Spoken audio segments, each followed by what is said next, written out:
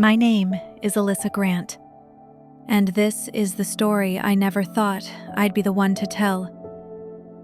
I grew up in Richmond, Virginia, the kind of place where everyone claims they know everyone else's business, where secrets travel faster than the wind, and reputations can change in the space of a single afternoon. I'd always thought my life would be the kind that stayed quiet, stable, predictable, the kind where you grow up, meet someone good, and build a life together without ever giving people much to gossip about. And for a long time, that's exactly what I thought I had. Michael and I met in college. He was funny in a dry, clever way that made you feel like you were in on some private joke. He noticed little things. How I took my coffee, how I liked to sit facing the door when we went out. He remembered them too, and that made me feel seen in a way I hadn't before. We started slow, but by the time we'd been together for a year, I couldn't imagine a world where he wasn't a part of my everyday. 5 years in, we had a rhythm. The kind of comfortable pattern people mistake for permanence. Sunday mornings at the cafe down the street. Always at the table by the window. Friday night Thai takeout. Eaten on the couch with a bottle of wine we pretended to save for special occasions, but never did. Our friends would tease us, calling us married without the paperwork. I'd laugh it off, but deep down, I didn't see it as a joke.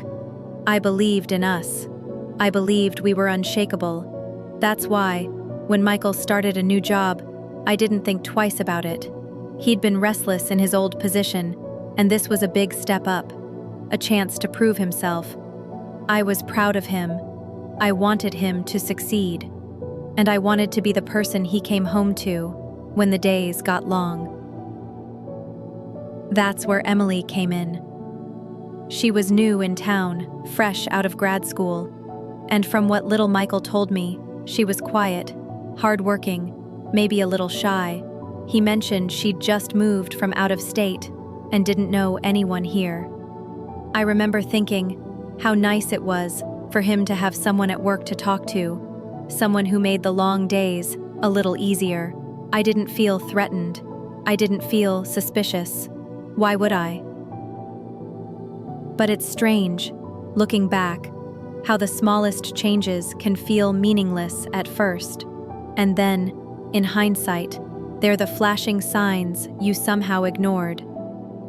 At first, it was just later nights, a few more urgent projects than usual. I'd text him and get a reply an hour later, maybe longer.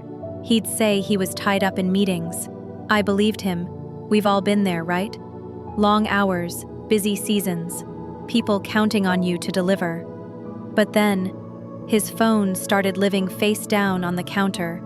His laptop. Still, I noticed things. His laugh changing when he texted, softer, like it was just for him. A new cologne I hadn't bought him. Shirts I'd never seen before hanging in the closet, tags freshly removed. Little things, so small on their own they barely seemed worth mentioning, but together, they made a kind of sense I didn't want to admit. There was something between me and him that I never said out loud, an unspoken shift in the air between us. I thought if I just ignored it, if I just kept being the same girlfriend I'd always been, it would pass. Because she, Emily, wasn't supposed to find out.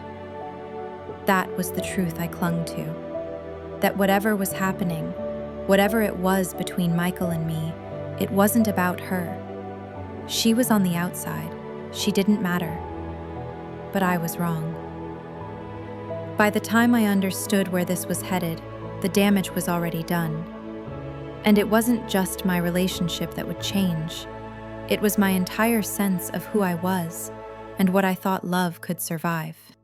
When I think back to how it began, I wish I could point to one defining moment, a line that was crossed, a single choice that changed everything. But the truth is, it didn't happen like that. It was small at first, background noise in my life, nothing worth noticing. Or so I thought. Emily had been around for months before I ever really paid attention to her. She was just a name that popped up in Michael's stories about work, who was on which project, who stayed late to meet a deadline. If anything, I admired her. I pictured her as this bright, ambitious newcomer who was probably just trying to keep her head above water in a new city. The first time I met her in person was at Michael's office holiday party. The place was strung with warm lights, music low, and the air smelled faintly of pine and wine. I remember scanning the room, looking for him, and instead I spotted her, standing by the bar, laughing at something he'd just said. It wasn't the laugh itself that stayed with me. It was the way he looked at her when she did it. It was quick, half a second, maybe less, but it was there, a softness, a familiarity that I didn't expect from someone he'd only known a short while.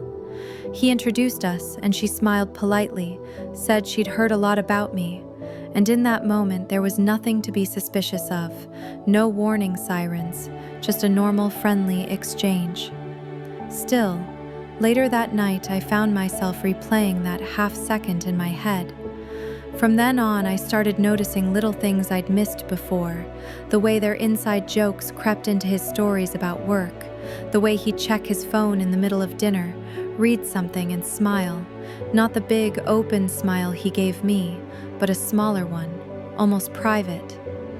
And then there were the moments that felt too close. Like the time I stopped by his office unexpectedly to bring him lunch. Emily was at his desk, leaning over his shoulder, pointing at something on his screen. They didn't notice me right away, and when they did, there was this flicker, a quick exchange of looks between them that didn't match their casual greeting. It wasn't overt, it wasn't obvious, but I felt it. I told myself I was imagining it. I wanted to believe I was. But when you're living with a secret, even if you don't fully admit it to yourself, it changes you. I didn't realize it then, but Michael had started living a double life, and I was starting to feel like a guest in my own relationship. Our friends didn't notice, or if they did, they never said anything outright. They'd still tease us the same way, about how perfect we were, how we made other couples look bad. One night over drinks, one of my friends laughed and said, "You're so lucky, Alyssa. Not every guy is as loyal as Michael." I smiled and agreed, but the word loyal hit differently. It hung in the air like a question I couldn't quite answer. Even my family adored him. My mom would always ask if we'd set a date yet. And my dad once told me that Michael was the kind of man you could build a life with. I wanted to believe them. I wanted to believe that everyone else was right and I was just paranoid. But small moments have a way of adding up. One night, Michael left his phone on the couch while he went to take a shower. Normally, I wouldn't have touched it. I respected his privacy. But the screen lit up. A message from Emily. Just his name in her text. And a small heart emoji next to it. That was it. No context, no words, but my stomach tightened. I didn't open it. I didn't need to. From that point on, I started catching glimpses of things I couldn't unsee. A perfume scent on his hoodie that wasn't mine. The way his tone shifted when he said her name. And then there was the night I asked him a simple question. "Did you see Emily today?" He paused, just for a fraction of a second before answering. It was a tiny delay, but enough for me to notice. Enough to make me wonder what answer he was weighing in his head. And the worst part? It wasn't anything I could prove. It was just a look, a pause, a feeling. But sometimes, that's all it takes to know. After that night with the message on his phone, things between us didn't fall apart right away. That's a thing people don't always understand. Sometimes the cracks don't split wide open all at once. Sometimes they just keep spreading. Slowly, almost invisibly, until one day you realize the whole foundation is shifting beneath you. For weeks, it was a collection of near misses, close calls. There was the time we were at a friend's birthday dinner, a big table, everyone talking over one another. Michael was seated next to me, Emily 2 seats away. At one point, I glanced over and caught them mid-conversation, leaning in just slightly, more than you would for someone you only knew casually. I didn't hear what was said, just a brief laugh, her hand brushing his arm before she pulled back. I looked down at my wine, pretending I hadn't seen it, but inside I felt that familiar tightening in my chest. Another time, I went to meet him after work. He hadn't mentioned Emily being there, but when I walked into the lobby, she was standing right beside him. The way they both froze for half a second, just long enough to register I'd caught them off guard, told me more than any words could. He recovered quickly, smiled, made small talk, introduced me to the security guard as if nothing had happened. But I noticed how Emily barely looked me in the eye before she left. And then there was the text. We were watching a movie on the couch one night when his phone buzzed on the coffee table. The name Emily lit up on the screen. He reached for it so fast it startled me, flipping it over before I could even process what I'd seen. I didn't say anything, but I didn't have to. He glanced at me, reading my face, and gave a tight little smile that didn't touch his eyes. From that point on, I could feel a change in her, too. Emily had gone from polite and warm to almost careful around me. In group settings, she avoided standing too close to Michael, but when she thought I wasn't looking, her gaze lingered a beat too long. It was like she was testing the edges of something. And then I noticed the change in her. The other she in this story, my best friend, Danielle.